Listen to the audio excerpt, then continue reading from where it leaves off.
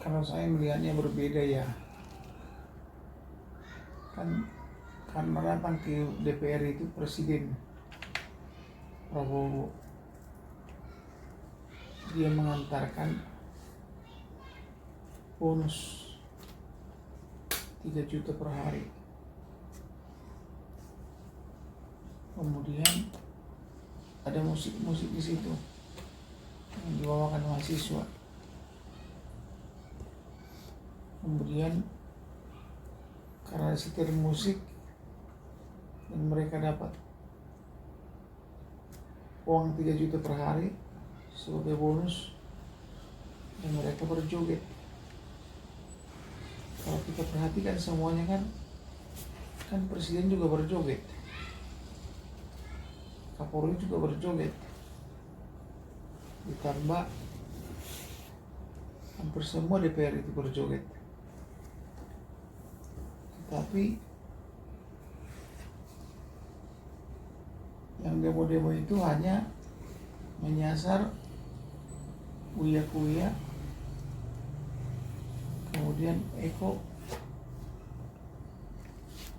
kemudian Nafa Urbats, kemudian siapa namanya itu? Sri Mulyani, dan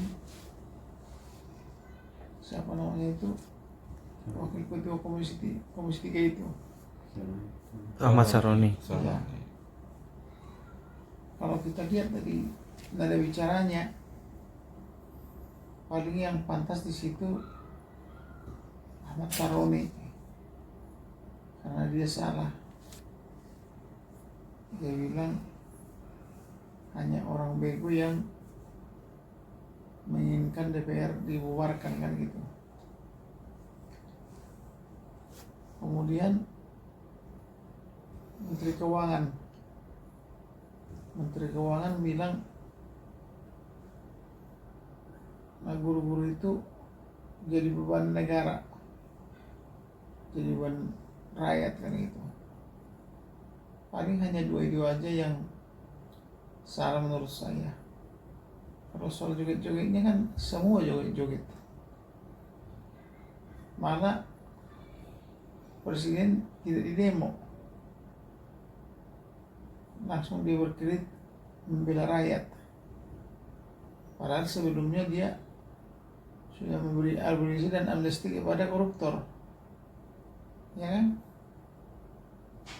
Karena di situ sekretarisnya PDIP, juga di situ juga demo. Nah, jadi KPK sia-sia saja menangkap mereka. Sudah ada sekian banyak, tapi begitu saja diberikan abolisi dan amnesti. Begitu menurut saya. Tapi puncak terjadinya amarah demonstran itu kan karena Brimob yang memang melindas salah satu almarhum Afan Kurniawan yang ojol itu, Bang. Dari itu kan pertama kali puncaknya itu kan dari situ, Bang. Mungkin gimana, Bang, menyorotinya, Bang? Ya, Brimob itu kan kalian mau hajar atau masyarakat mau hajar, yang dia panik, ya majulah dia ke depan. Dia nggak sadar sudah ada yang ditabrak. Nah, sehingga yang ditabrak ini udah meninggal. Itu maksudnya. Tapi menyayangkan nggak sih, Bang, maksudnya adanya peristiwa tersebut gitu? Kalau atas peristiwa itu terus terang kita menyayangkan, karena itu kan tidak manusiawi. Tapi kan Brimob itu juga beralasan, maka harus dihukum itu Brimob, harus dihukum. Kemarin kan juga sudah gelar perkara ya, Bang, dan kata Komnas ada indikasi melanggar HAM, dan juga kata Kompolnas juga ada kemungkinan di PTDH, Bang. Mungkin seperti apa, Bang? Ya, kalau menurut saya sih begitu, bahwa Brimob itu harus diminta pertanggungjawaban. Bang, mengenai yang soal joget-joget nih Bang, itu kan kalau kata Uya Kuya dan Eko juga nggak ada maksud untuk turut serta merasakan penderitaan rakyat atau menari-nari di atas ya mungkin penderitaan rakyat gitu Bang. Dan dia juga sudah memberikan statement bahwasanya itu pada saat acara setelah rapat paripurna gitu Bang, dan itu memang ada musiknya gitu Bang. Wajar nggak sih Bang kalau seorang anggota DPR itu berlaku seperti itu gitu Bang? Ya wajar karena momennya seperti itu. Jadi mereka senang karena dapat bonus 3 juta per hari. Kemudian diputarkanlah musik. Musiknya itu adalah tentang joget-joget. Apalagi itu mau mere Nagari Kota Ende. Nah itu kan harus begini-begini meriah. Nah yang joget kan hampir semua. Kenapa yang minta pertanggungjawaban hanya empat orang? Apa 4 orang aja yang joget di situ? Kapolri juga joget. SBY juga Prabowo juga joget. Gitu Pak. Tapi kalau dari menurut kacamata hukum Abang nih, untuk kasus ini kan yang dikorbankan ada Uya Kuya, ada Nafa Urba, ada juga Sri Mulyani gitu. Tapi yang menjadi polemik itu kan statementnya dari Ahmad Syahroni yang bilang kalau ada masyarakat yang ingin membubarkan DPR, artinya itu masyarakat yang tolol, bodoh gitu Bang. Seperti apa Bang? Memang disitulah kesalahan daripada Ahmad Saroni. Harusnya dipikir dulu, jangan asal ngomong gitu kan. Itu menurut saya ya dulu dari Pak Ahmad Saroni. Kalau misalnya dia tidak bisa menjawab, lebih bagus diam daripada dia ngomong tapi salah. Kemudian ditanggapi lagi, maksudnya orang bodoh itu adalah orang paling pintar. Jadi pakai salah lagi gitu loh. Jadi keseruannya di situ. Bang, selain itu juga kan ada salah satu anggota dewan juga yaitu Nafa Urba yang kan kemarin juga polemiknya terkait tunjangan rumah yang 50 juta Bang, dan dia itu memberikan statement bahwa kalau uang yang kompensasi 50 juta itu wajar-wajar aja karena kan ada beberapa anggota dewan itu yang memang ada di daerah-daerah sehingga dan dia juga menyebut bahwa kalau perjalanan dari Bintaro menuju DPR itu kan sering macet gitu Bang, dan itu kan menjadi kontra juga nih untuk masyarakat. Seperti apa Bang? Kalau perjalanan di Jakarta umumnya macet. Apalagi dia bilang Bintaro. Namanya tinggal di Jakarta, gimana sih yang tidak macet? Tapi kalau mau lebih enak dia beli aja di situ apartemen atau biar dekat dengan kantornya. Kalau soal dibilang Bintaro macet, Jakarta Timur juga macet, Depok juga macet, Bekasi juga macet, gitu loh. Jadi dikasih uang 50 juta juga kalau berangkatnya jam 9 terlambat juga kantor. Tapi saya sering berangkat itu jam 6, tidak macet. Jadi tergantung kita lah. Tergantung penyesuaian dari kita sendiri juga ya Bang ya. Terkait waktu ya Bang. Ini kan dari kasus ini keempat anggota dewan ini kan sudah dinonaktifkan. Iya. Itu definisi dinonaktifkan itu apa sih Bang sebenarnya? Apakah memang resmi dipecat? Dinonaktifkan itu hanya membuat masyarakat puasa aja, bukan dipecat kan. Inaktif artinya dia dapat bonus, dapat gaji bulanan, semua dapat, tapi dia tidak mendapatkan penghargaan dari masyarakat. Tapi nanti ketika masyarakat sudah lupa, diaktifkan lagi. Berarti kalau menurut pandangan abang itu dinonaktifkan itu bukan dipecat berarti ya bang ya? Bukan, Berarti suatu saat nanti memang diaktifkan lagi bisa ya bang ya? bisa. Menyayangkan gak sih bang? Menyangka gimana? Iya maksudnya iya setelah dari uh, peristiwa tersebut terus hanya dinonaktifkan tidak dipecat gitu. Kalau dipecat, semua juga dipecat.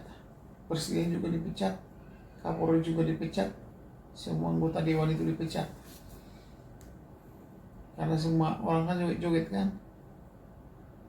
Kenapa hanya 4 orang itu? Gitu loh. Jadi dia misalnya Uya Kuya, selama ini dia banyak bantu. Dibikin juga Eko Purnomo, banyak dia bantu masyarakat. Contohnya saya dibantu sama dia. Kasus Joshua kan. Tapi ketika kemarin dia ada masalah, ya dia menanggapinya kurang bijak gitu. Kalau kita lihat yang kerudung-kerudung itu semua yang di DPR itu kan semua joget-joget. Tapi tidak ada sasaran sama mereka. Tidak ada yang menyasar ibu-ibu yang kerudung itu. Ya kan? Suaminya koruptor lagi itu. Bang, terkini Presiden Prabowo mengunjungi polisi-polisi yang menjadi korban saat bekerja yang melakukan ya pengamanan di DPR dan di beberapa titik-titik rawan yang menjadi amukan massa seperti apa bang? Itulah yang kesalahannya. Mereka yang berbuat tapi anak buah yang menderita. Ada juga itu yang dilempar, ada juga yang mati kan. Itulah kesalahan daripada pemimpin kita itu. Nah, makanya dari tadi jangan begitu. Harusnya sudah paham masalah seperti ini. Dia kan sudah 5 tahun dulu jadi menteri. Tapi apa namanya? Bagaimana dengan rakyat itu? Yang ditangkap-tangkapin, yang ditangkap di pemuda, yang satu orang ditangkap oleh banyak orang kan? Bagaimana yang di Kuitang? Nah itulah semuanya harus dikasih penyemburan dan tidak boleh ada yang dipidana. Bang, Presiden Prabowo juga memberikan pangkat kenaikan ya dari polisi yang menjadi korban saat mengawal demonstrasi. Mungkin seperti apa bang? Setuju nggak sih bang dengan Presiden? Harus dikasih bonus demonstrasi ya.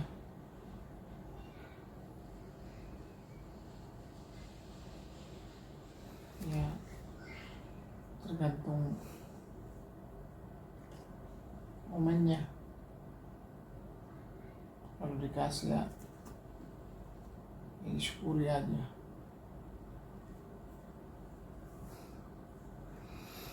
Oke, bang, ini korban daripada ojol yang terlindas itu kan sekarang keluarganya itu ditanggung masa depannya. Salah satunya itu kan diberikan rumah subsidi gratis dari presiden juga gitu.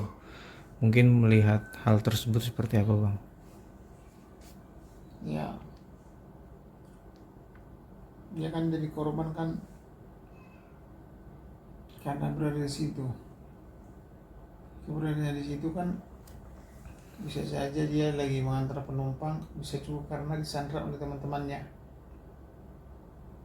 Kemudian ditabrak juga dan dilindas sampai mati oleh anggota BRIMOB itu. Nah kalau dikasih bonus penghargaan orang tuanya dan mereka menerima, ya sudahlah, itu yang terbaik buat mereka. Tapi biar bagaimana juga anak itu kan sangat berharga buat mereka ya, tapi kalau mereka ikhlas misalnya dan menerima rumah itu, ya sudah, ya itulah yang terbaik buat mereka. Terakhir mungkin Bang, dari Bang Kamarudin ada pesan nggak sih buat seluruh rakyat atau seluruh kalangan masyarakat Indonesia agar menjaga suasana Indonesia itu agar tetap kondusif gitu, supaya tidak ada lagi korban-korban lainnya gitu Bang? Ya arahan saya kepada Presiden supaya hati-hati, jangan lagi membuat tagih-tagih seperti itu. Kalau mau kasih bonus, kasih aja lah, gak usah dengan cara-cara seperti kemarin. Tidak usah sampai joget-joget begitu. Saya pikir masyarakat juga akan mengerti apabila mereka kasih dan tidak diwarnai dengan joget-joget seperti itu, apalagi salah-salah jawab seperti itu kan. Misalnya Menteri Keuangan bilang buruh itu adalah beban, itu kan emosi orang. Kemudian Ahmad Saroni bilang paling bodoh masyarakat itu kan. Kemudian diralat, maksudnya paling bodoh itu adalah paling pintar. Itu salah juga. Nah, itu harus diperhatikan itu. Ya, itu tugas daripada pemimpin negara. Namanya juga pemimpin negara, nah, jangan asal ngomong. Kalau ngomong itu hati-hati. Ya.